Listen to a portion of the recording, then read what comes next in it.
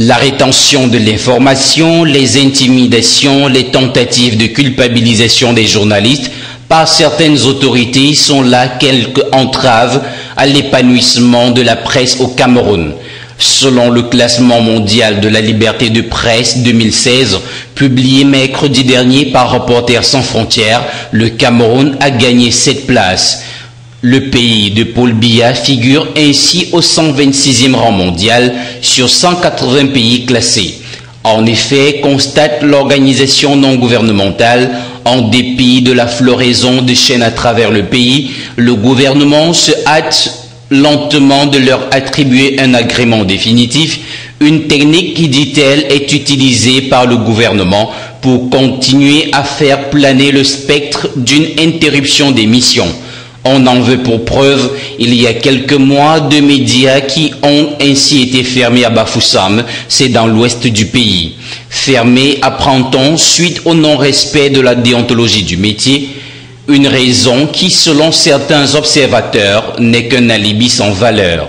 Si le rôle des médias est d'informer, d'éduquer et de divertir, qu'en est-il du succès de sa première tâche au Cameroun ? En effet, le résultat n'est pas aussi reluisant.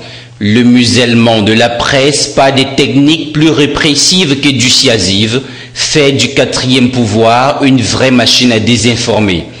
Les informations les plus banales sont parfois qualifiées de sensibles pour ne pas dire de top secret. Les journalistes rebelles n'ont qu'à bien se tenir puisque ceux qui dérangent sont facilement mis aux arrêts ou accusés de terrorisme, un motif vague qui permet des arrestations arbitraires plus ou moins prolongées. Une nouvelle loi antiterroriste prévoit de traduire les prévenus devant les tribunaux militaires.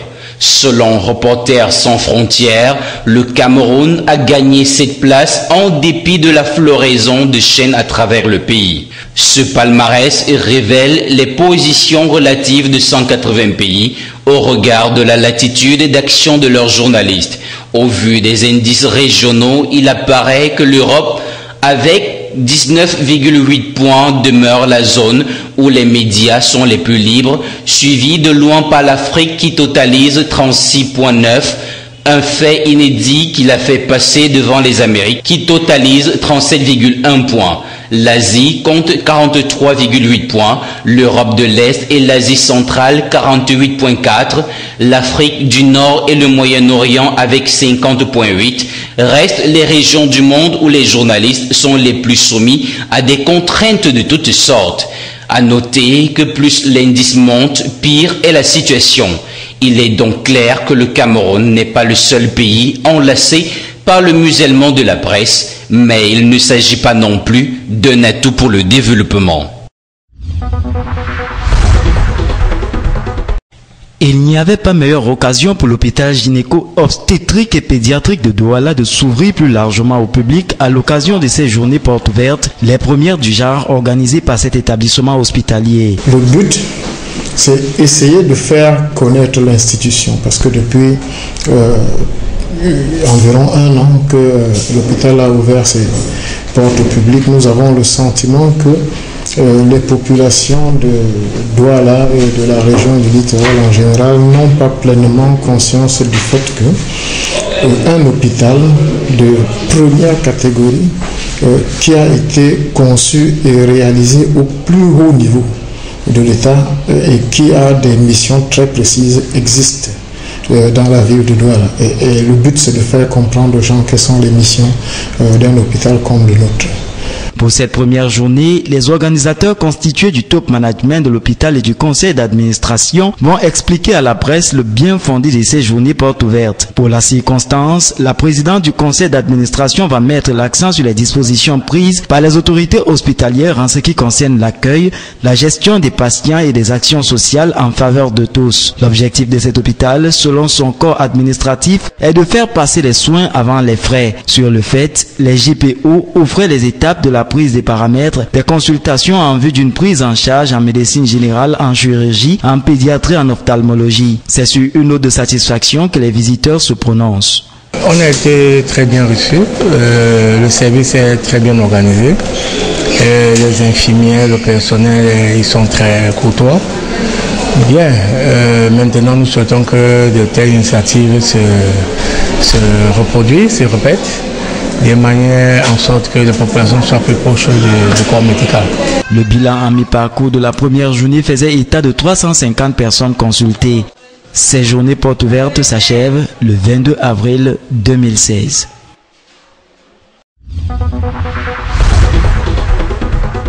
C'est encore une période de vache maigre dans cet atelier de sérigraphie. À quelques jours de la célébration de la 130e édition de la Fête internationale du travail, l'affluence n'est pas celle connue les années antérieures. Ici, l'on n'a reçu qu'une poignée de commandes.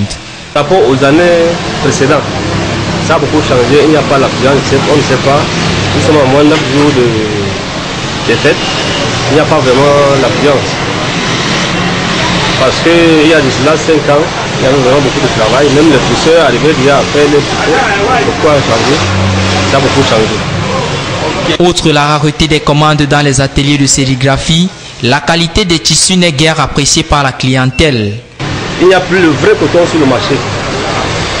Et puis ainsi, ça fait à ce que les clients fuient. Les clients fuient parce que, comme vous pouvez constater, ça ce n'est pas du coton. Ça c'est du polyester. Et puis on est là 100% coton. En attendant de recevoir les commandes de dernière minute, les sérigraphes, le cœur à la tâche, se montrent de plus en plus persévérants.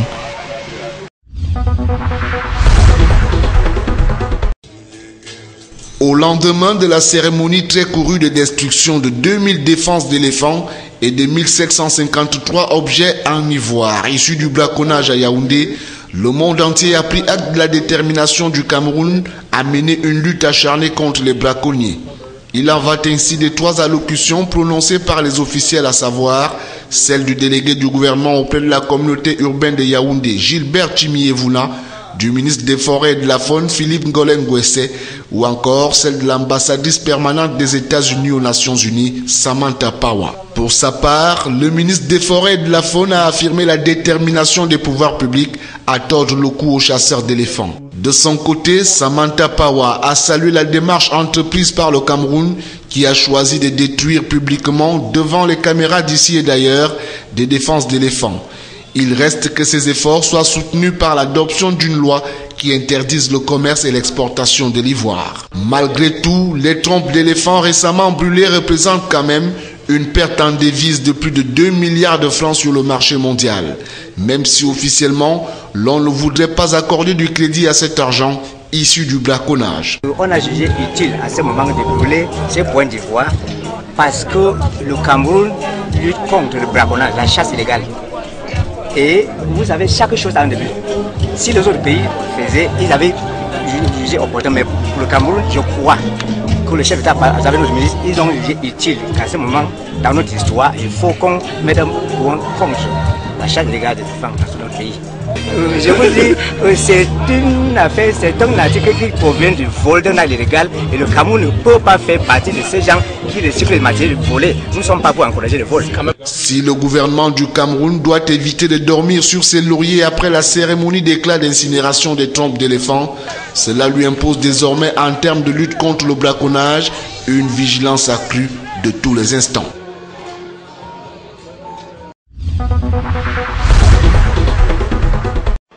La conférence de presse donnée sur le site de l'incinération des trompes d'éléphants par l'ambassadrice des États-Unis auprès des Nations Unies lui a permis de faire le bilan de sa visite au Cameroun.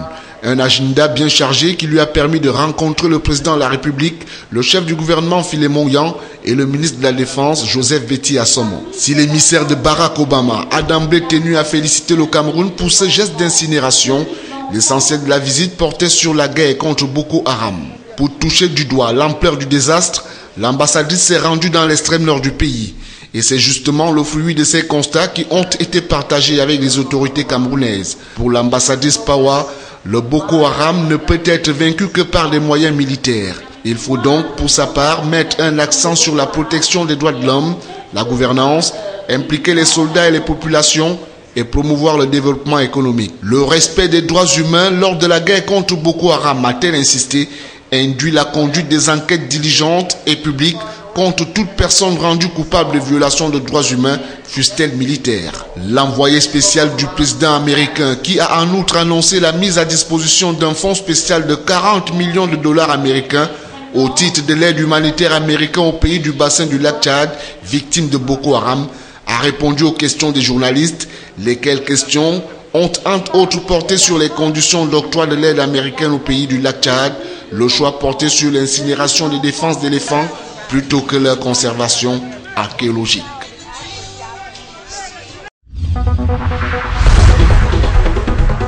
Ils sont environ 100 étudiants repartis en 10 filières venus défendre devant les jurys les rapports de stage effectués en entreprise. Ces soutenances sont l'occasion pour chaque apprenant d'expliquer le contenu de son rapport ainsi que le choix du sujet parmi un éventail de thèmes portant notamment sur les TIC, les métiers de la bureautique, la communication, les finances ou le commerce international. Et c'est là l'étape obligatoire qui précède l'examen écrit. Je m'appelle Abdurrahman Mahmoudou, je suis étudiant à l'ISIT, filière gestion des ressources humaines.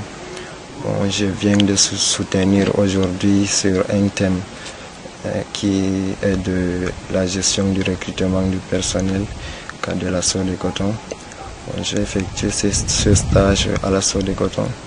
Bon, je pense qu'après ce stage, j'ai eu à apprendre beaucoup surtout en ce qui concerne les pratiques de la gestion des ressources humaines au sein d'une entreprise. Pour cet exercice, chacun y met du sien pour séduire les membres du jury par la pertinence et l'originalité de son sujet de recherche. Le résultat de cette première partie, frappé du sceau de la réussite, se célèbre aussi. Étudiante à l'Institut supérieur Yerimadewa, option comptabilité et finance. Cet après-midi, je viens tout juste de soutenir sur un thème qui porte sur l'élément de la trésorerie, à savoir le suivi et l'analyse des comptes caisses au sein de l'assaut de coton. Ce stage nous a permis d'acquérir des connaissances professionnelles dans le but de projeter un avenir professionnel rentable. Et dans ce sens que nous allons nous atteler à mieux préparer l'examen afin d'obtenir notre diplôme supérieur d'études professionnelles. Une fois passée l'étape des soutenances, l'étudiant met sur la balance la recherche de l'emploi et la poursuite des études pour l'obtention d'une licence professionnelle. Des questions qui resteront sans réponse jusqu'à la publication des résultats définitifs. En attendant la prochaine et deuxième étape consacrée à l'examen écrit, l'on s'autorise aux sorties de ces soutenances des réjouissances en famille.